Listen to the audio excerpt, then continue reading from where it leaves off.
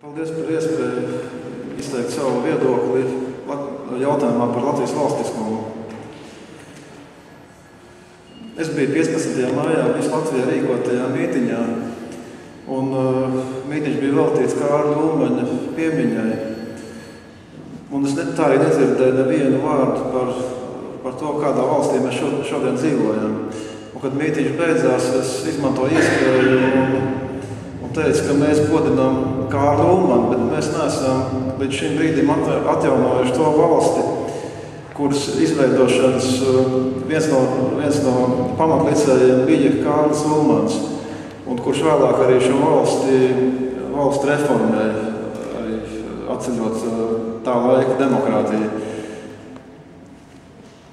Mūsu valstiskuma pamatā ir 20. gada miera līgums, kurš nosaka atdalīšanos no Krievijas, kur Krievija uzsver, ka tā vairs nav nekāda saistība pret savas impērijas bijušo daļu Latvijas Republiku.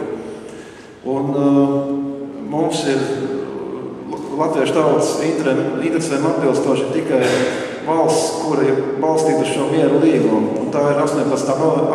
gada 18. novembrī proklamētā Latvijas Republika. 80. gadu beigās sabrūkot Padomju Savienībai, tomēr netika atjaunota 18. novembra Latvijas Republika, par ko iestājās Pilsoņu kongress.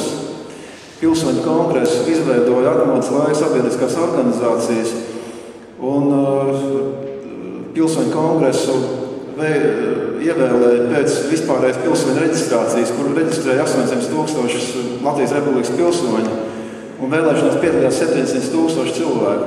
Tas bija ievērojams tā laika sabiedrisks un politisks notikums. Un, ja mēs paskatāmies delegātu sarakstu, tad tur mēs atradīsim daudzus sabiedrībā ievērojams un cienījams cilvēks. Diemžēl augstākā padome neņēma vērā Pilsoņu kongresa prasības pēc dekolonizācijas, pēc okupācijas seku likvidēšanas, pēc deboļšanizācijas un var sakot, Pilsoņu kongresa prasīja veikt deokupāciju, dekolonizāciju un deboļšanizāciju. Līdz šim brīdim, ja mēs pārlūkojam Pilsoņu kongresa pieņemtos lēmumus, tad mēs redzam, ka Latvija joprojām nav dekolonizēta. Latvijā palikuši gan nelikumīgi okupācijas laikā iebraukušie, gan arī viņa ģimenes locekļi. Tajā skaitā ap 17,000 militāru personu ar saviem ģimenes locekļiem. Un mēs šobrīd dzīvojam sabiedrībā, valstī, kur oficiāli izliekās, ka okupācijas seku nav, ka tas nekādi neietekmē mūsu šodien, un ka mums ir jāsamierinās ar lielo skaitu bijušās pēcreiz pilsoņu, kuriem ir citi mērķi, kuriem ir citas intereses, kuriem ir cita vērtība orientācija, kuri skatās uz kaimiņu valsts Krievijas plašsaziņas līdzekļiem un dzīvo kaimiņu valsts informācijas telpā.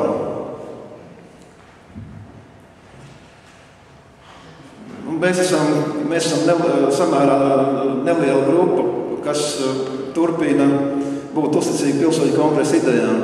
Pirms 4 gadiem bija Pilsoņu kongresa delegāta sanāksme, kur sanāca aptuveni 40 Pilsoņu kongresa delegāti un 40 atbalstītāji.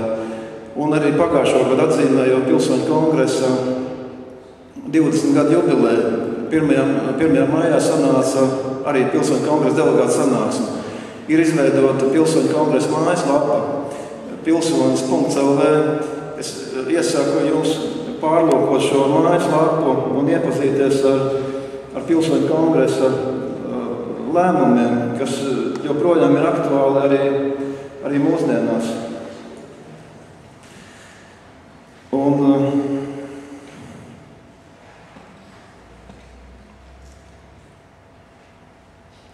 Un lai aktualizētu 18. novembra Latvijas atjaunošanas jautājumu, mēs trīs Pilsoņu kongresa idejām uzticīgi cilvēki veicam saraksti ar 10. Saeimas deputātiem. Tur mēs parakstām šo vēstules ir parakstījuši Anta Bergmana, pilsoņu kongresa delegāte, Helsinki 86 Rīgas nodaļas dalībniece. Viņa bija arī Latvijas īpašnieku apvienības priekšsēdētāja. Un parakstījās Aksels Kaimiņš, pilsoņu kongresa apstiprinātās aizsargu organizācijas priekšnieks, kurš turpina savu darbu pēc aizsargu organizācijas priekšnieku nogalināšanas 97. gadā. Un arī es, Zigurds Svīķis. Mēs nosūtījām vēstuli aptuveni 70 Saeimā ievēlētiem deputātiem, kur vēstulē bija jautājuma izklāsts. Un bija uzdots jautājums, vai jūs savā darbībā iestāsieties par 18. novembra Latvijas atjaunošanu. Vēstules pienāca aptuveni, 16 vēstules pienāca, pārējie neatbildēja. Un vēstules rādīja, ka deputāti vai nu neizprot lietas būtību, vai arī viņi negrib šajā jautājumā iedziļināties.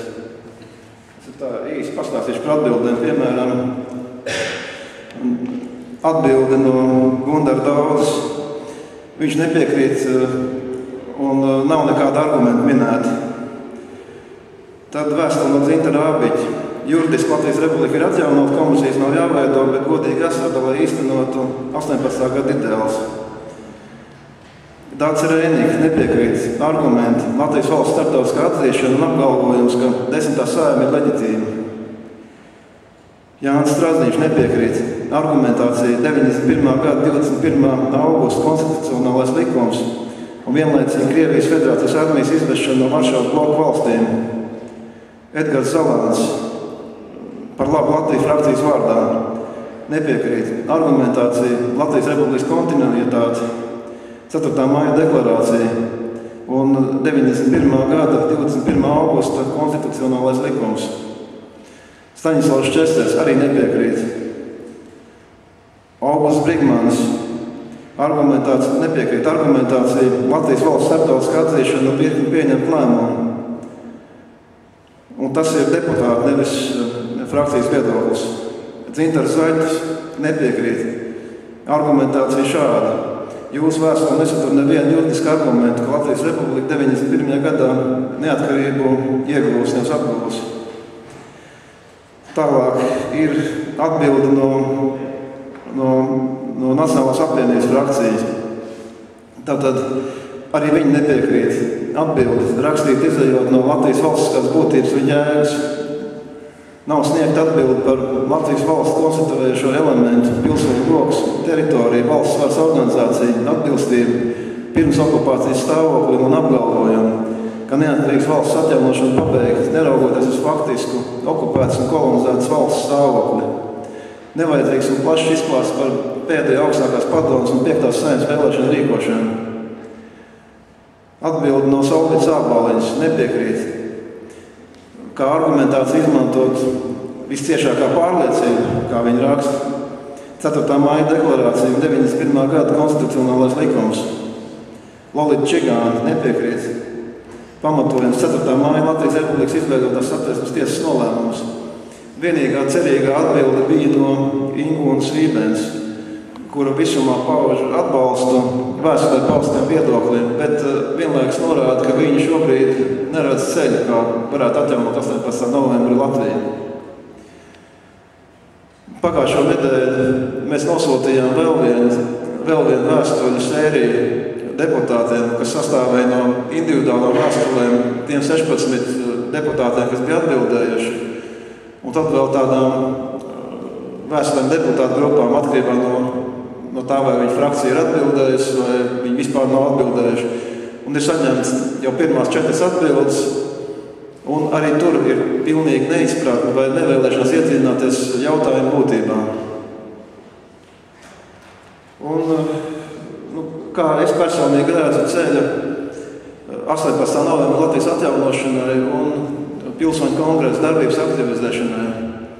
Ja atceramies, tad pilsoņu kongresu izveidoja atmodas laika sabiedriskās organizācijas, LNNK, Vides aizsardzības klubs, Neformālo tautas fronte, Helsinki 86 Rīgas nodaļa. Un arī mūsdienās pilsoņu kongresa darbības atjaunošana nav iedomājama bez plaša sabiedrības atbalsta un bez plaša sabiedrisko organizāciju atbalsta, kuras varētu reģistrēties Latvijas komitejā, tādējādi atzīstot pilsoņu kongresu par likumīgo Latvijas Republikas tiesisko pārstāvību. Šāds status pilsoņu kongresam ir kopš otrās sesijas, kad kongress pasludināja sevi par Latvijas par 18. gada 18. novembrī proklamētās Latvijas Republikas tiesisku pārstāvību. Pilsoņu kongresa delegātu mandātiem nav laika ierobežojumi, un būtībā pilsoņu kongress ir spējīgs atsākt darbību.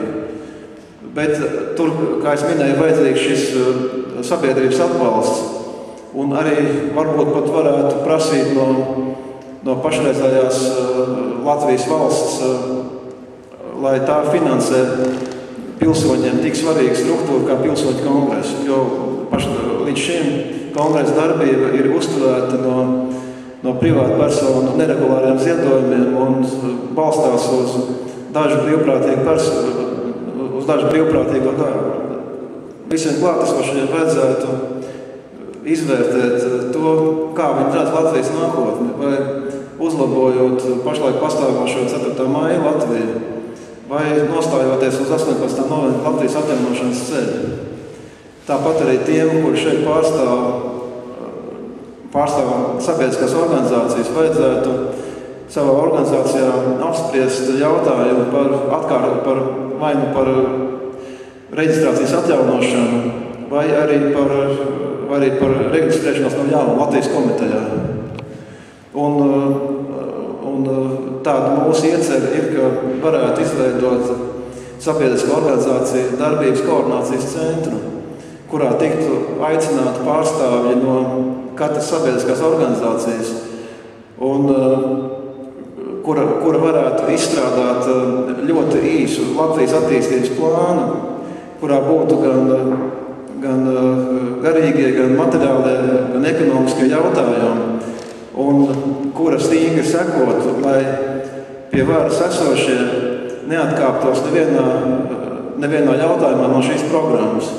Un kā ietekmes līdzeklis varētu būt plaši izvērst visā Latvijā organizatoriska struktūra, kur varētu apturēt satiksmi vienlaicīgi 20 vietās.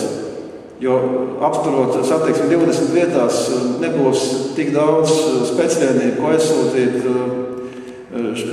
šo protestu apturēšanai, kā tas bija Balskā, kur tikai vienā vietā vienlaicīgi notika šāda protesta akcija.